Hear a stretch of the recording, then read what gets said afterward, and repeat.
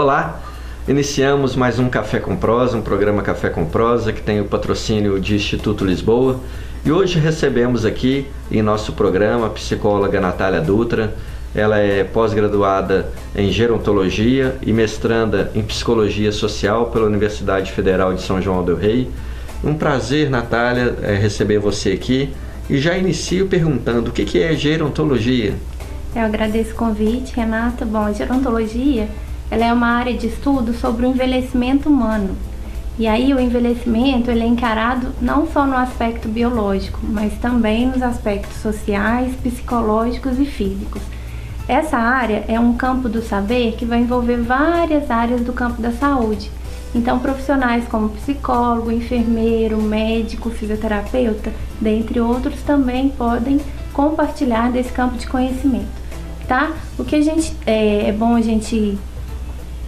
O que é importante a gente diferenciar é a geriatria da gerontologia, né? Porque a geriatria ela é mais popularmente conhecida por ela ser uma especialidade médica que vai tratar do indivíduo idoso a partir de um olhar biológico, de um olhar físico.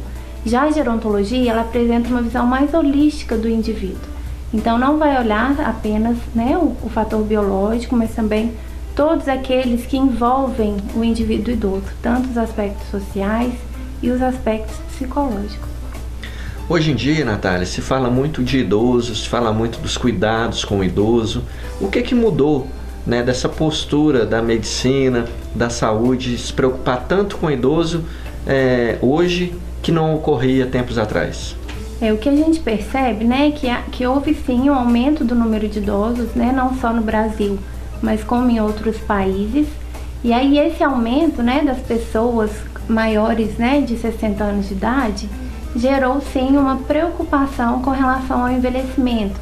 Então olhar para o envelhecimento se tornou algo obrigatório, né, da sociedade. E aí a partir disso tornaram-se mais visíveis algumas políticas públicas e algumas legislações que contemplam os direitos dos idosos. A mídia passou a divulgar mais produtos e programas relacionados a essa faixa etária. Outra questão também que modificou bastante é com relação à prestação de serviços, que se tornou mais direcionada e específica para a população idosa. E aí, a partir disso, nós passamos a ver mais idosos na rua. A imagem daquele vovô e daquela vovó que ficava sentadinho na cadeira de balanço, esperando o tempo passar, está sendo modificado, né? Então, hoje a gente vê idosos participantes, né, de programas de apoio, atividade física, e aí os, né, participantes também da sociedade, participação social e política dos idosos tem aumentado bastante. Então, a partir disso, essa visão sobre o cuidado, né, com o velho, ela tem se modificado. Natália, existe diferença entre os termos melhor idade, terceira idade, velhos, idosos? Porque todo mundo fala esses termos direcionado à pessoa com mais idade. Mas existe alguma diferença ou é tudo a mesma coisa? Na verdade, todos esses termos, eles se referem ao idoso, né? Mas o que a gente percebe é que as pessoas rejeitam, de uma forma geral, os termos velho e velhice. E aí, a partir disso, vão criando outros termos para se referir ao idoso, tá?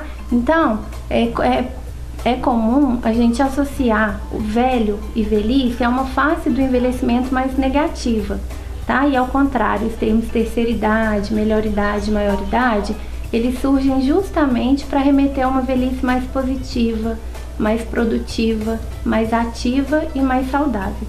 Mas o que a gente deve se manter atento é que qualquer visão que a gente tenha de forma única e unilateral, ou seja, que a gente considere apenas uma maneira, né, de perceber o processo de envelhecimento, ela pode ser prejudicial na nossa forma de visualizar possibilidades que essa etapa da vida pode nos trazer, né? Então, por exemplo, se eu identifico a velhice apenas de uma forma estereotipada e negativa, certamente isso vai influenciar na minha autoestima e eu vou ter dificuldades em compreender e lidar com algumas dificuldades que o processo de envelhecimento natural pode me trazer, né? Então, aquele sentimento de paralisação, que eu não consigo viver a vida de outra maneira, eu vou ficar mais depressiva, mais ansiosa, e a velhice vai ser apenas uma etapa em que a vida acabou, né?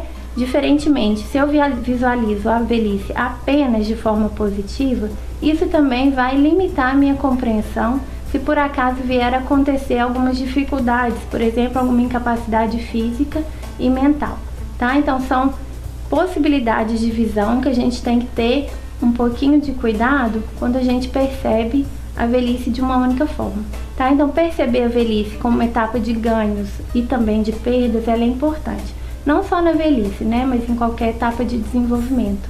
E a palavra de ordem, qualquer tipo de mudança de etapa de desenvolvimento, Renata, é ressignificação.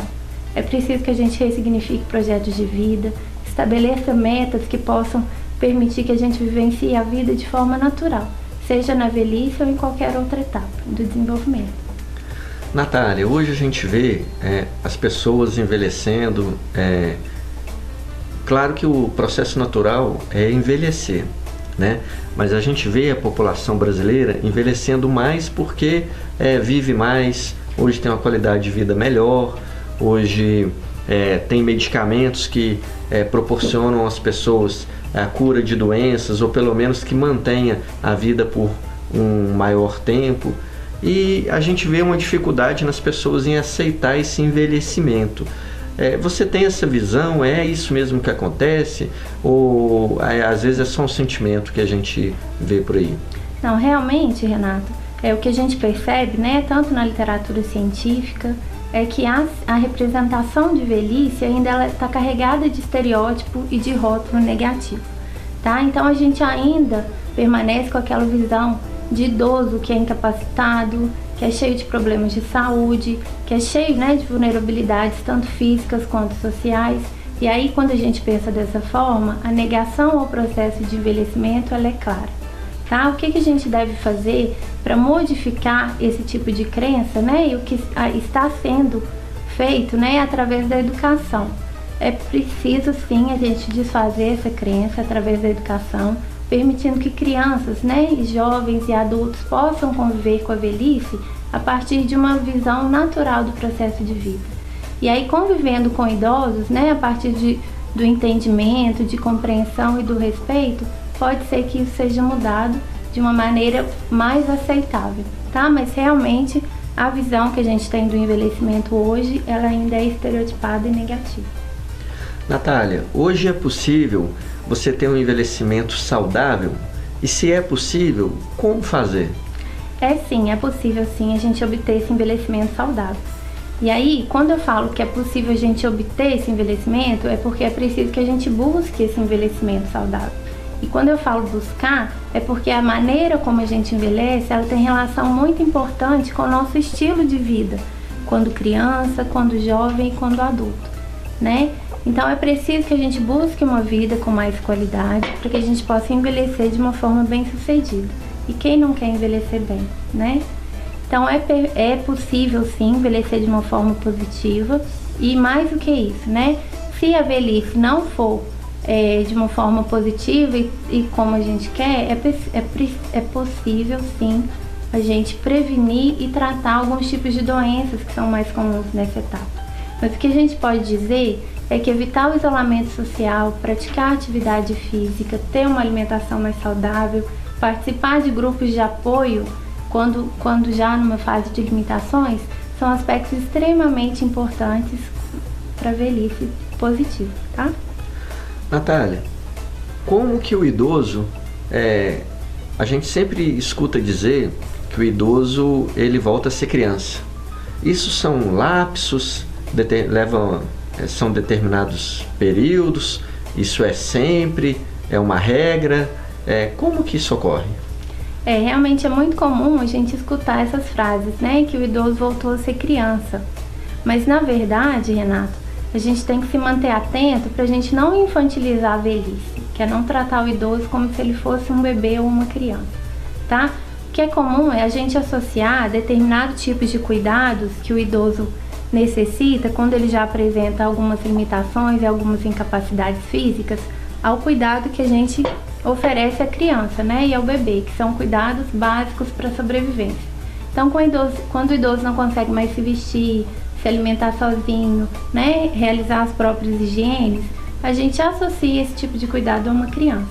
tá? Mas o que a gente não pode esquecer é que quem está à nossa frente não é uma criança, é uma pessoa que já tem uma sabedoria muito grande, uma experiência de vida bastante importante, é uma pessoa que já tem hábitos, preferências já arraigados e que, portanto, não precisa aprender tantas coisas quanto uma criança precisa, tá? Então, dar importância aos desejos e às preferências do idoso nessa fase é essencial. É característica da velhice o idoso começar com sintomas de problemas de saúde mental.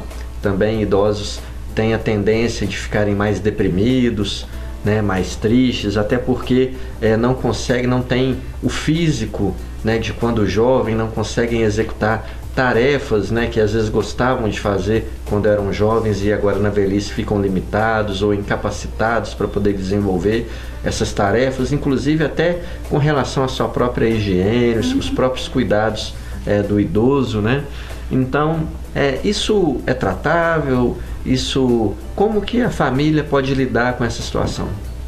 É importante a gente dizer que quando o nosso corpo envelhece, né, a nossa capacidade de entendimento a essas questões físicas, ela deve ser encarada de forma natural e tem um momento de adaptação que a gente deve trabalhar com esse idoso para que ele possa encarar essa fase da vida e ressignificar todos esses tipos de incapacidades e limitações que possam ocorrer. Quando ocorre o prejuízo da saúde mental no idoso, né? Então, quando a gente percebe algumas mudanças de comportamento que esse idoso pode apresentar, então, quando ele começa com uma tristeza profunda, que incapacita-o de fazer atividades que antes eram rotineiras, que vem recheada de sintomas físicos, né, que é a falta de apetite, a falta de sono, que prejudicam diretamente a sua qualidade de vida, gerando um isolamento social. Esses são alguns sintomas que devem se manter atentos por parte da família e dos cuidadores também. Outra questão que a gente deve prestar atenção é com relação às falhas de memória intensas e frequentes, né? Quando o idoso não consegue manter um discurso coerente, por exemplo, em conversas, né, rotineiras e diárias, são também questões que devem né, merecer uma atenção por parte da família. É importante, Renato, que nesse momento, se a família não consegue lidar de forma positiva com todas essas mudanças que estão ocorrendo, é importante que procure uma ajuda profissional, tá? E que não se culpabilize muito com esse tipo de alterações. É importante não só a família receber esse tipo de apoio, mas também o próprio idoso que está vivenciando de forma direta todo esse tipo de mudança, tá? Então, um olhar profissional, um olhar diferenciado nesse momento, ele é muito importante, porque é um olhar de fora que pode visualizar outras questões que podem estar interferindo nessas alterações comportamentais. O que a gente, enquanto família, né, de idosos, nós podemos fazer e observar no comportamento dos idosos quando começam a ocorrer problemas, esses problemas começam a se agravar, quando procurar ajuda, que tipo de ajuda procurar, aonde procurar, quais informações que as pessoas precisam saber a respeito dessa situação, né, quando a situação do idoso começa a se agravar. É importante você tocar nessa questão, porque quando a gente começa a perceber que o nosso idoso ele não está conseguindo mais se vestir sozinho, não está conseguindo mais organizar suas medicações e tomar nos horários corretos, que o nosso idoso está desorientado tanto no tempo como no espaço, então ele não sabe que dia é, não sabe onde está, não sabe onde mora, não sabe quem são suas filhas, seus parentes próximos, não consegue mais ir ao banco, que era uma atividade que ele tinha costume de fazer, não consegue mais se locomover sozinho, né? Está desequilibrando bastante. Isso tudo merece atenção, Renato, quando ocorre de forma intensa e frequente, tá? E aí, a família, ela tem que procurar uma ajuda profissional, sim. Um grupo de apoio, né? Que possa acolher suas dúvidas, suas questões, seus sentimentos, suas angústias. E aí, a ajuda profissional, principalmente de um médico geriatra, nesse primeiro momento, ela é fundamental para que ele possa identificar quais alterações comportamentais estão ocorrendo e por que essas alterações estão ocorrendo.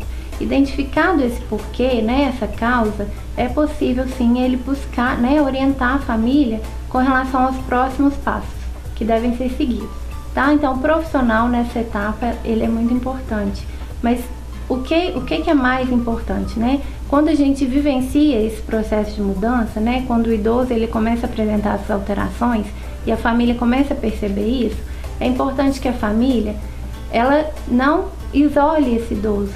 Não acredite, por exemplo, que todas essas mudanças que ele está sofrendo é devido à idade e aí não dá a devida atenção para essas mudanças comportamentais. Tá? Então é possível sim que a família continue fazendo as atividades que antes eram prazerosas junto com os idosos, permitindo que ele não se isole, que ele não se infiltre na apatia, naquele isolamento social.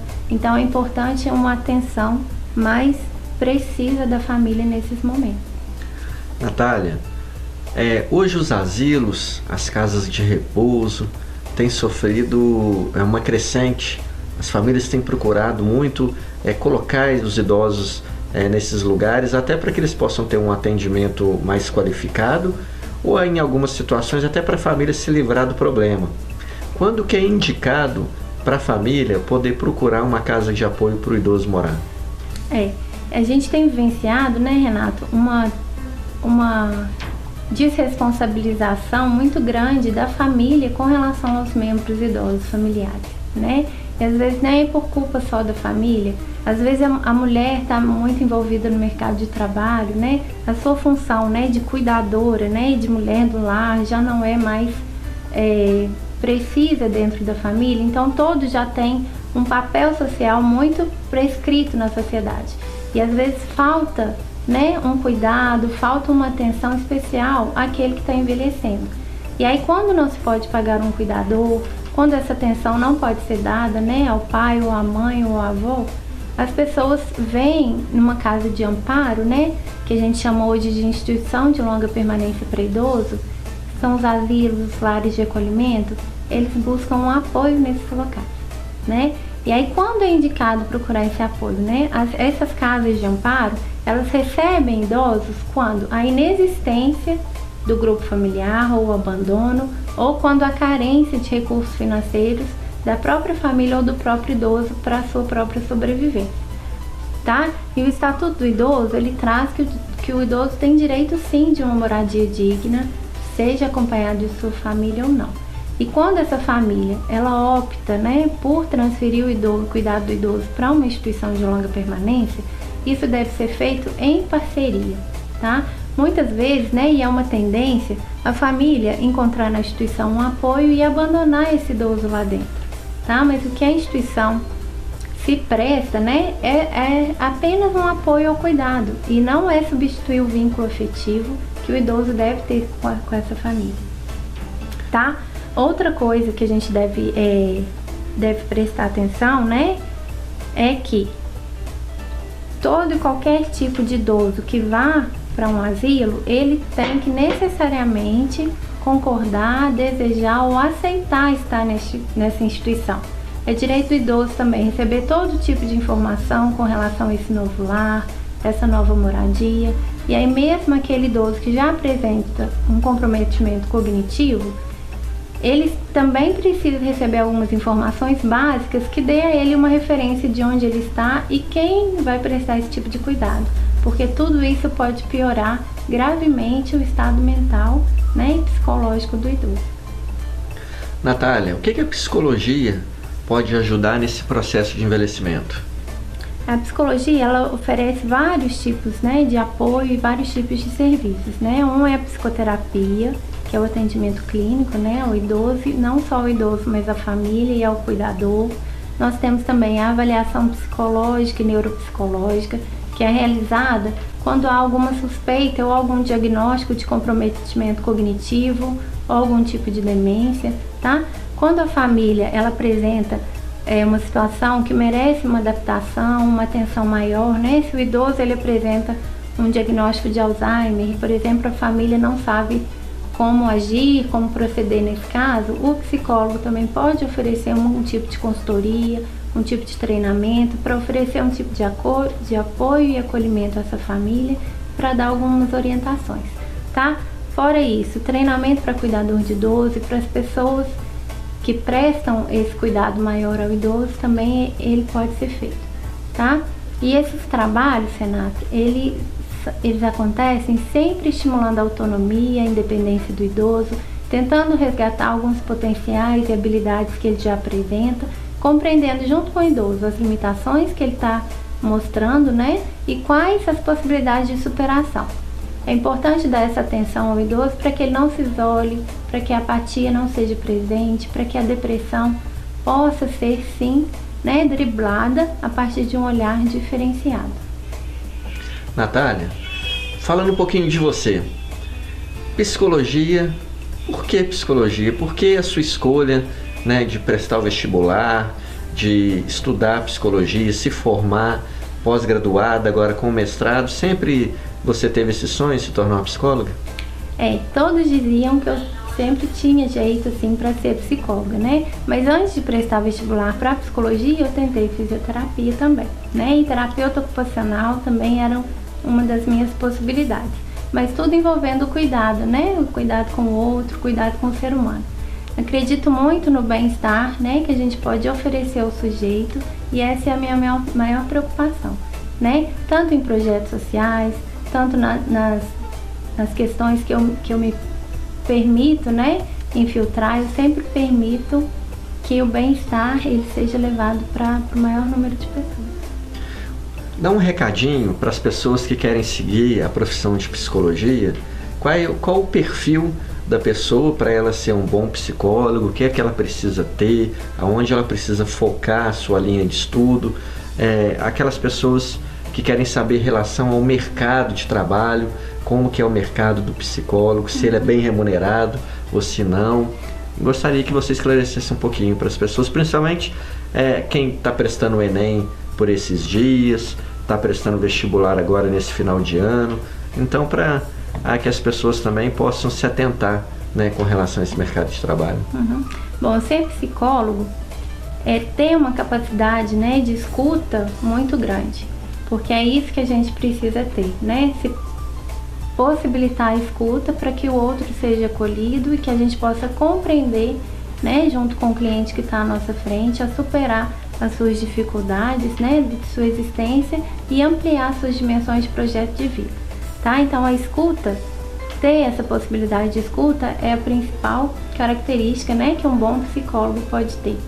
Com relação ao mercado de trabalho, o que hoje tem empregado mais psicólogos são as políticas públicas, né? Então os CRAS, que têm aumentado significativamente, né, que são Centros de Serviço de Atenção e de Assistência Social, os CREAS, os NASFs, né, que é o Núcleo de Saúde da Família, os PSFs, né?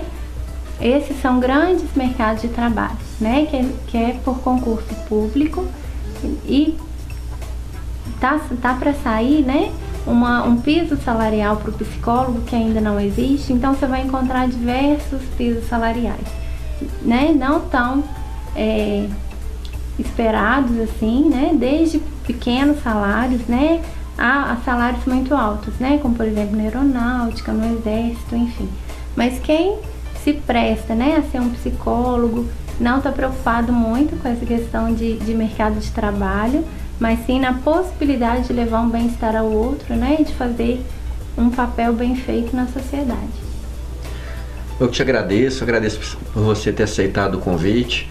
A Natália Dutra também é uma voluntária lá no Instituto Lisboa, tem feito um grande trabalho lá no atendimento ao cidadão, e a gente vê o quanto que ela é dedicada justamente nesse quesito de escutar, quanto que ela é dedicada no atendimento às pessoas, também nas palestras. As palestras que ela vem desenvolvendo no Instituto Lisboa são palestras que têm trazido uma ótima aceitação e também levado muito conhecimento e orientação importante para as pessoas. Te agradeço por esse trabalho, e aqui no Café com Prosa eu tenho certeza que ela também esclareceu a você que nos trago essa audiência campeã todas as tardes de domingo, né, que ela nos esclareceu muito a respeito da velhice, de como cuidar. A gente sabe que a sociedade hoje tem o velho como um encargo, né?